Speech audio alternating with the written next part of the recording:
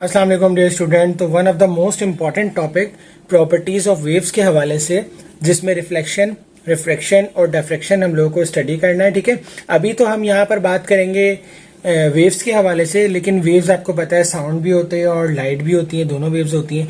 तो जब particularly sound और लाइट को हम पढ़ेंगे तो हम ये फिनोमेना जरूर पढ़ेंगे। ठीक है, तो यहाँ पर एक जनरल आपको छोटा सा इंट्रोडक्शन दिया हुआ है, तो हम लोग स्टार्ट करते हैं कि रिफ्लेक्शन, रिफ्रैक्शन और डिफ्रैक्शन क्या होता है।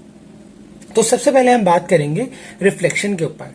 तो रिफ्लेक्शन क्या होता है कि bouncing back of waves into the same medium bye striking other medium surface is called reflection. ठीक है, अब मिसाल के तौर पे मीडिया, आपको पता है ना मीडियम क्या होता है। मीडियम एयर, वाटर, वॉल, सब कुछ क्या है, एक मीडियम है। ठीक है, जरिया है वेव्स को ट्रेवल करने के। ठीक है, लेट सपोज मेरे पास एक मीडियम है और वो मीडियम जो है वो वॉल है। क्या है, वो वॉल है। ये एक वॉल, एक मीडियम है। ठीक है, अब क्या हो रहा है, ये एयर मीडियम है। ठीक है, ये एयर मीडियम हो गया और ये वॉल एक मीडियम है। अब वेव जो है वो यहां से आती है। ठीक है, इस मीडियम की सरफेस पे स्ट्राइक करती है और स्ट्राइक करने के बाद यहां से ऐसे चले जाती है, रिफ्लेक्श हो जाती है या रिफ्लेक्शन हो जाती है। ठीक है, इस फिनोमेना को हम कहते हैं रिफ्लेक्शन। अब इस फिनोमेना के लिए वेव का लॉ ऑफ रिफ्लेक्शन को फॉलो करना जरूरी है। ठीक है, ओबे करना जरूरी है। अब लॉ ऑफ रिफ्लेक्शन क्या होता है? लॉ ऑफ रिफ्लेक्शन ये होता है कि भाई ये जो रे है या वेव है, ये स्ट्राइक कर रही है। ठीक है, इस वेव का ना मैंने वेव फ्रंट ड्रॉ किया है। ठीक है, वेव तो जाहिर है ऐसे होती है या फिर ऐसे होती है। अगर लॉन्गिट्यूडनल वेव की बात करूं तो मैंने यहाँ पर वेव का वेव फ्रंट ड्रॉ किया है। अब वेव फ्रंट ड्रॉ कर दिया। ठीक है, अब ये कह रहे हैं कि यहां से लाइट आई, इसके ऊपर स्ट्राइक की और यहां से चली गई, तो इसने लॉ ऑफ रिफ्लेक्शन फॉलो किया।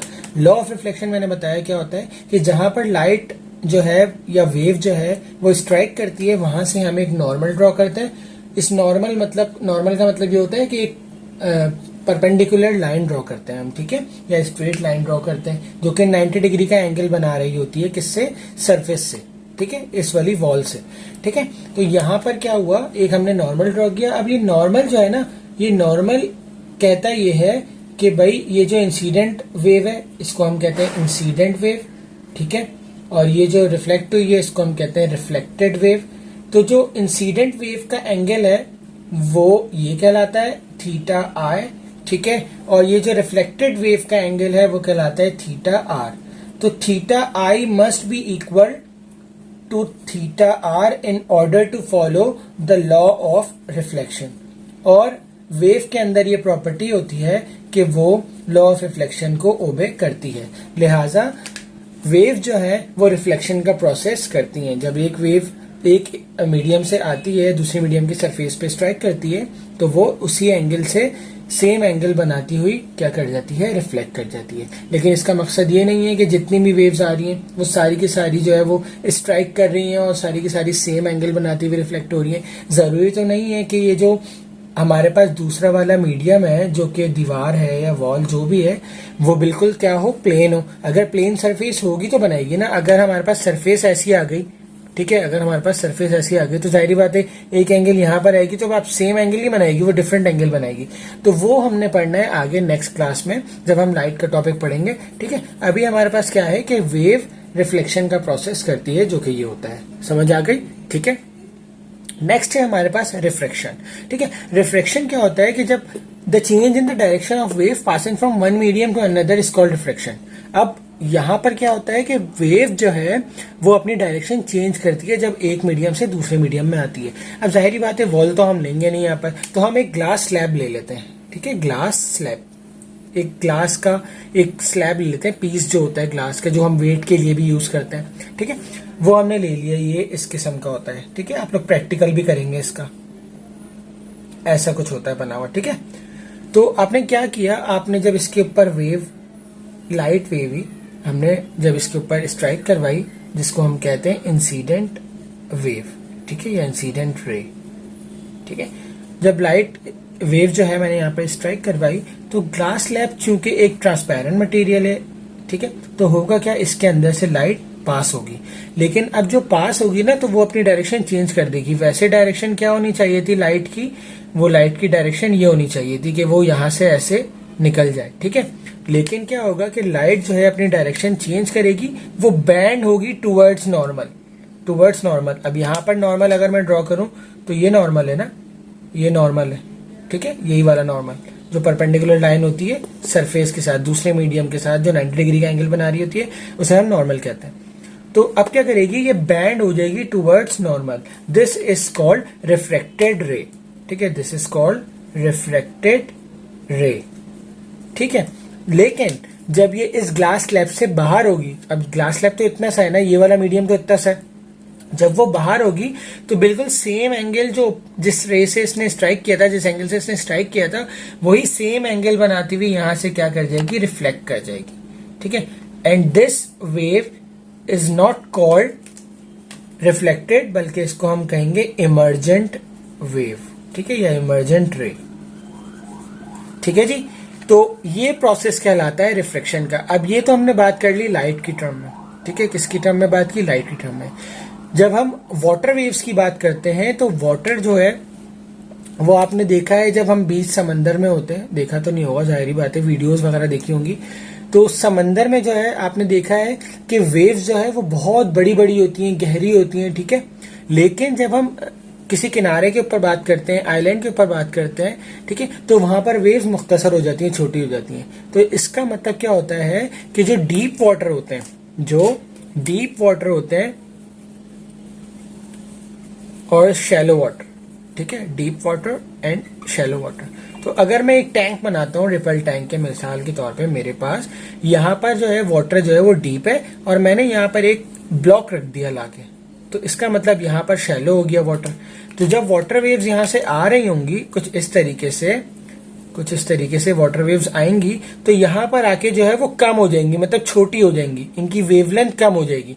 तो इसका मतलब जो वाटर होता है वो भी रिफ्लेक्शन का प्रोसेस शो करता है इन टर्म्स ऑफ वेव।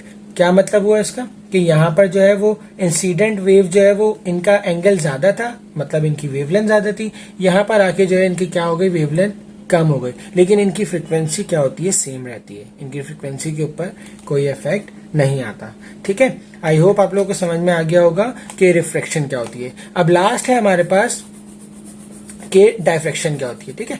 अब डायफ्रैक्शन की पहले डेफिनेशन पढ़ लेते हैं। The spreading of waves as they pass through और around an obstacle is called diffraction, सही है। अब ऑब्स्टेकल या वॉल हम लेते हैं, जैसे मिसाल के तौर पे एक ये वॉल है, ठीक है, मेरे पास एक ये वॉल है, ठीक है, इस वॉल को ऑब्स्ट्रक्शन भी कहते हैं, ठीक है, जो रुकावट पैदा करे, इट इज कॉल्ड ऑब्स्ट्रक्शन, ठीक है। अब यहां से ये वेव्स आ रही हैं कुछ इस तरीके से, ऐसे वेव स्ट्राइक करेंगे यहाँ पर, ठीक है, ये वेव्स हैं वाटर वेव्स।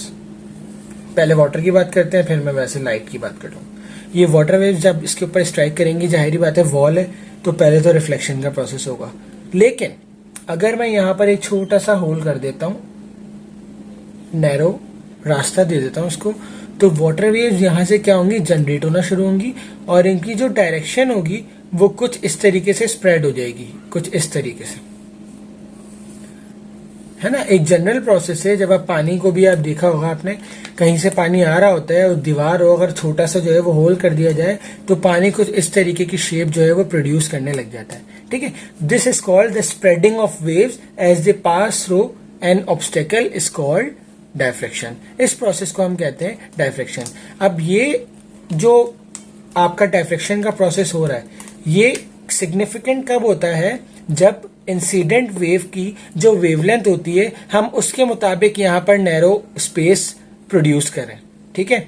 अगर ये स्पेस ज्यादा हो जाती है, मिसाल के तौर पे अगर ये स्पेस मैं इतनी कर देता हूं, तो जाहिर बात है कि ये इतने ज्यादा तो यहाँ पर बनेंगे नहीं, ऐसी तो स्प्रेडिंग होगी नहीं, फिर ऐसी स्प्रेडिंग होगी कि आपको इतना नुमाया फर्क पता चलेगा नहीं। इसी तरीके से जितना मैं इसको कम करता जाऊंगा उतनी ज्यादा स्प्रेडिंग या उतनी ज्यादा जो है वो स्प्रेडिंग ज्यादा होगी वेव्स की, यानी कि कर्व ज्यादा बनेगा, ठीक है। तो ये कहलाता है डिफ्रैक्शन का प्रोसेस, डायफ्रैक्शन का प्रोसेस। अब इन द सेम वे अगर मैं लाइट की टर्म में बात करूं, तो आपने देखा होगा कि अगर एक डार्क रूम है मेरे पास, ठीक है, और एक छोटा सा मैं होल कर देता हूं जहां से सूरज की रोशनी आ रही है, तो वो क्या होगा, पूरे कमरे में लाइट क्या हो जाएगी, स्प्रेड हो जाएगी, पूरे कमरे में लाइट स्प्रेड हो जाएगी। This phenomena in terms of light is called diffraction. ठीक है, तो आई होप आप लोगों को रिफ्लेक्शन, रिफ्रैक्शन, डिफ्रैक्शन प्रोसेस समझ आ गए होंगे। मेरा ख्याल से ये डेफिनेशन के पॉइंट ऑफ व्यू से आप लोगों के इंपॉर्टेंट है, या फिर एमसीक्यूज पॉइंट ऑफ व्यू से इंपॉर्टेंट है कि एमसीक्यूज पूछा जा सकता है इसमें से, लेकिन डिटेल में जो है वो आप लोग आगे जाके इसको पढ़ेंगे। तो यहाँ पर हमारा प्रॉपर्टीज ऑफ वेव का टॉपिक होता है खत्म। इंशाल्लाह नेक्स्ट वीडियो में हम सिंपल हार्मोनिक मोशन लेकर आएंगे। तब तक अपना बहुत सारा ख्याल रखिएगा। अल्लाह हाफ़िज़।